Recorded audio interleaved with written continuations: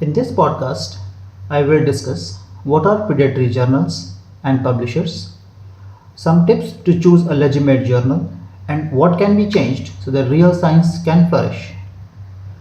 Predatory journals and publishers publish counterfeit research.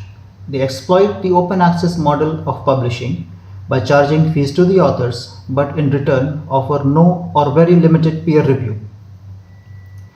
Currently, there is no definition or a set of criteria which defines predatory journals and publishers, and this ambiguity allows these journals and publishers to advertise themselves in various disguised ways to the researchers. Some novice researchers who have good quality research fall prey to these journals because of deceptive tactics and the pressure the new researchers feel to publish as soon as possible. At the same time, there are few who choose these journals to publish counterfeit research. Now, some tips to identify a legitimate journal. It is hard to identify predatory journals as they are becoming smarter in mimicking legitimate journals, but certainly they do have some characteristics. By asking certain questions to yourself before submitting a manuscript to a journal, we can distinguish between a predatory and a legitimate journal. It's important that new researchers should work in close collaboration with their supervisors, mentors, librarians to find a legitimate journal for their work.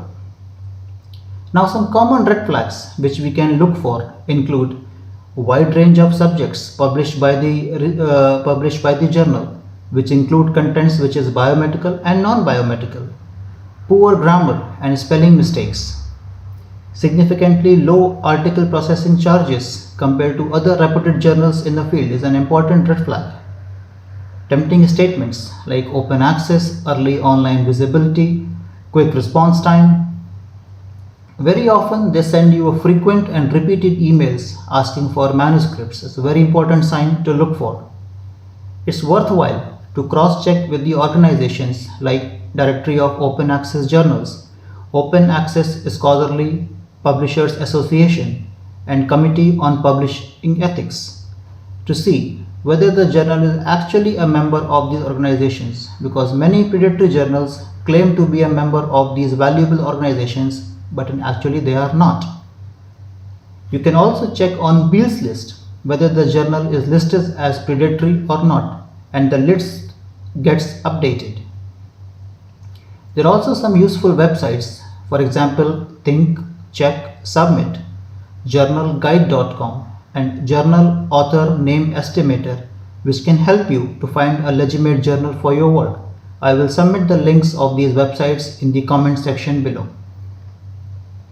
It's equally important for Research Ethics Board and supervisors to help investigators produce good quality research. This might further decrease the need for predatory journals to disseminate the research. Coming to the point of what should be changed. First of all, there is an urgent need from the academics and the researcher community to formulate an international guideline which will outline the characteristics of predatory journals as publishers.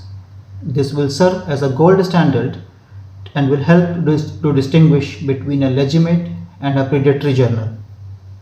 Additionally, there is a need to devalue and ignore predatory journals and publishers, and automatically, when no one sees value in these journals, researchers might be less tempted to publish in them. To devalue predatory journal, we can take three potential approaches. First is label them as predatory. We should promote the lists like Beall's list, as it is accessible for everyone and it lets you make a quick decision and an informed decision to choose is the journal predatory or not. Labeling these journals as predatory will stop their recognition and decrease their credibility among the scientific community and the public at large. This in turn might stop researchers to publish in these journals as no one sees value in them anymore. This might further help to cut down the demand of predatory journals and publishers. The journal editorial boards can amend the existing guidelines for scoping reviews, systematic reviews, and meta-analysis, and should ask authors to report the number of predatory articles they found during their search for the literature review and should exclude them from the main analysis. This might help to cut down the recognition which predatory articles seek for. And lastly, the hiring and the promotion committees should carefully review the applicant's CV to see how many of the manuscripts are published in the predatory journals and then act accordingly. I hope you find this podcast useful in helping you identifying a legitimate journal for your research. Thank you very much.